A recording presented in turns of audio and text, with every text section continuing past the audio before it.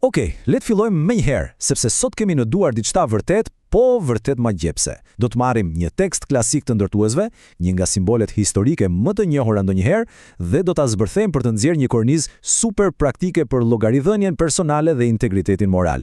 Bëhet fjalë për këndretin masonik, ndoshta e kemi parë shpesh si imazh, por ne do ta transformojmë këtë mjet fizik të një epoke tjetër në një udhëthyes modern vetëpërmirësimi. Është një guidë e jashtëzakonshme për të ndërtuar zakone të përditshme të një morali të palëkundur. Rrugtimi ynë për këtë analizë është shumë i qartë. Do të nisim me veglën e ndërtimit, do të kalojmë nga gurit e karakteri, do të prekim zakonet e integritetit moral, reflektimin mbi veten, bashkimin me kompasin dhe do ta mbyllim me tempullin e brendshëm. Pra le të zhytemi te pika e parë, vegla e ndërtimit dhe origjina e saj fizike. E dini, para se ky objekt të kthehej në një simbol kaq gjigant filozofik, ai kishte një qëllim thellësisht praktik të drejtë për drejtë. Në historinë e ndërtimit, kjo vegël ishte absolutisht e domosdoshme. Flasim për matjen e këndeve të sakta, sigurimin e drejtësisë së një muri dhe mbajtjen e harmonisë gjatë gjithë procesit të ndërtimit. Pse është thelbësor ky fakt? Mund ta marrim me mend lehtësisht. Kur ngrihet një godin, një mur i shtrembër nuk është thjesht një defekt i vogël estetik, absolutisht jo. Është një rrezik real për stabilitetin e gjithë tempullit. Dhe pikërisht këtu, kjo e vërtet e thjesht arkitekturore na shtron themelet e përsosura për metaforën tonë. Kalojmë te pjesa e dytë, kalimi i madh nga guri i thjesht tek vetë karakteri njerëzor. Tani, ajo çfarë është vërtet interesante në këtë pamje, është ai kalimi thelbësor filozofik. Nga diçka që mat kënde për stabilitet të pastër fizik, kjo vegël kalon në sferën spekulative. Çfarë do thotë kjo? Do thotë që fillon e mat veprimet tona, zbaton drejtësinë dhe ndërton një karakter të fortë të vërtet. Teksti burimor bën një paralelizëm briljant. Fiksa ashtu siç një mur i shtrembër rrëzon një ndërtesë të tërë, një jetë e drejtuar pa ndershmëri e hedh njeriu në një kaos të plot moral. Është e thjeshtë, pa drejtësi humbet tërësisht aftësia për të pasur qetësi dhe stabilitet të brendshëm. Dhe kjo na sjell te një koncept thelbësor, i njohur gjerësisht si të jetosh në katror, ose të jesh në kënd të drejtë. Si përkthehet kjo në jetën reale? Kërkon të jetohet me një ndershmëri absolute, të jesh i zhveshur nga çdo lloj dyfytyrësie, dhe sidomos të mos e manipulosh kurrë të vërtetën thjesht për të nxjerrë një përfitim të vogël personal. Të jetosh në këtë mënyrë nuk është e lehtë. Kërkon një përputhje të rrept me parimet e thella morale, duke mbajtur veten larg çdo hije e mashtrimi, e cila na lidh natyrshëm me pikën e tretë. Zakonet e integritetit moral dhe zbatimi i tyre çdo ditë. Këtu filozofia zbret me këmbë në tokë, bëhet tejet praktike. Ndoshta fjalia më me pesh në të gjithë materialin ton është pikërisht kjo. Integriteti moral është aftësia për të mbetur i drejtë edhe kur askush nuk po shikon. Është e jashtëzakonshme si koncept apo jo? Ky është thelbi i vërtetë i llogaridhënies personale. Na tregon se karakteri nuk formohet duke kërkuar duartrukitje në publik. Karakteri vërtet gëdhendet rreptësisht në momentet tona më të fshehta, në ato vendime që marrim atëherë kur mundësia për të bërë diçka gabim e për t'ia hedhur paq është më e madhe se kurrë. Pra, si kthehet kjo në zakon? Duke u fokusuar në 4 fusha specifike të përditshmërisë. Një karakter i drejtë kërkon patjetër të qenit i drejtë në fjalë, i drejtë në veprime konkrete, i drejtë në marrëdhënie dhe më e rëndësishmja, jashtëzakonisht i drejtë ndaj vetvetes.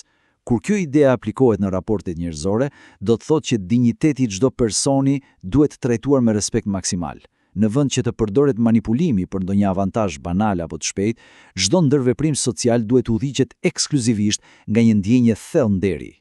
Le të vazhdojmë me pikën e 4, që është kritike, reflektimi i ndershëm mbi veten dhe se si ta përdorim këtë vegël së brendshme. Pika thelbësore këtu, ajo çfarë nuk duhet të harrojmë kurrë, është se këndrejti nuk është një mjet për të gjykuar gabimet e fëmijët apo të kolegëve. Jo, ai funksionon vetëm si një instrument rigoroz për vetë kontrollin ton të brendshëm. Mund ta mendojmë si një checklist të përditshëm mendor me 5 pyetje të shpejta. 1. A janë veprimet e mia të drejta? 2. A jam i ndershëm në këtë situatë? 3. A i respektoj vërtet parimet e mia morale? 4. A jam duke u sjell drejt me të tjerët? Dhe së fundmi, hapi më decisiv, a jam i sinqert me vetveten? Duke e kaluar çdo vendim të rëndësishëm përmes këtij filtri, teoria shndrohet menjëherë në një rutinë super praktike që na mban gjithmonë në shinat e dura morale. Edhe kështu mbërrim te seksioni 5, bashkimi me kompasin dhe gjetja e atij ekuilibrit aq të dëshiruar përfundimtar. Edhe kjo pamje ilustron në mënyrë gjeniale pse nevojitet një balans. Për të siguruar që e gjithë kjo llogaridhënie mos kthehet në diçka mbytëse apo të ngurtë, këndrejti balancohet mrekullisht vetëm kur bashkohet me kompasin. Këndrejti përfaqëson lidhjen me tokën, moralin e palkundur dhe atë drejtësinë praktike të ditës. Nga ana tjetër, kompasi qëndron si përfaqësues i shpirtit, i vetkontrollit dhe i mbajtjes së pasioneve nën fre. Kur këto dy forca bëhen bashk, ato krijojnë idealin e njeriut thellësisht të balancuar, që ndërton një urë perfekte mes asaj që është fizike, toksore dhe lartësisë shpirtërore. Së fundi, pika jone 6, ndërtimi i tempullit të brendshëm, faza e fundit e formimit të karakterit.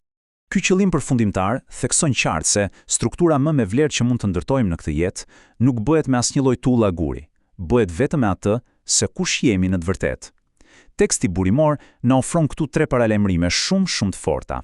Le t'i shohim pak. Çfarëdo fuqie që mund zotrojmë, nëse s'ka drejtësi brenda, kthehet brenda natës në tirani. Dia, sado i gjerë, nëse është e zhveshur nga morali, bëhet një armë jashtëzakonisht e rrezikshme.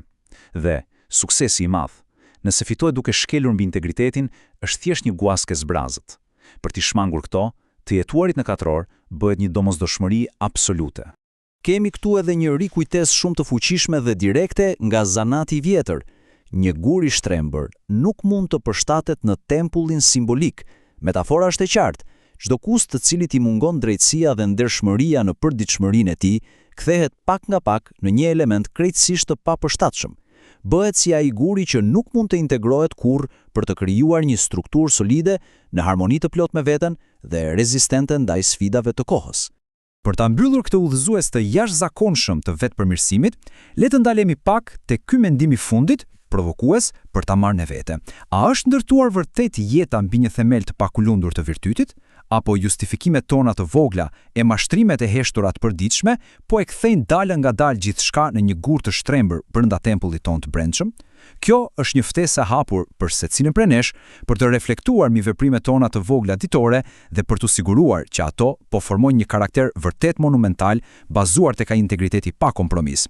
Faleminderit pafundësisht që u bët pjesë e këtij rrugtimi së bashku në këtë analizë, shihemi në të radhës.